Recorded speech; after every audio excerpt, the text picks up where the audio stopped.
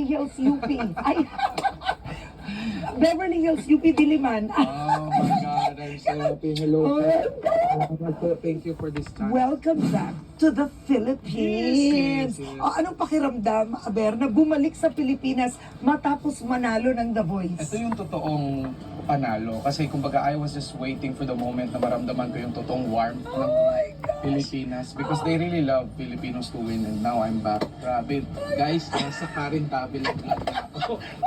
I made it. No, talagang I made it at na-interview ko siya.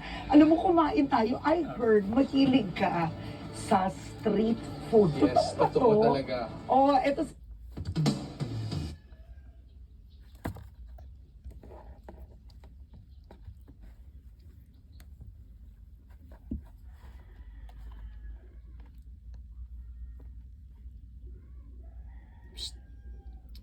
Tigilan nyo yan. Lagi kayo nag-aaway. Stop it. Psst. Uy. Psst. Psst. Tigilan nyo yan. Tigilan nyo yan. Cute nyo. Napaka-cute.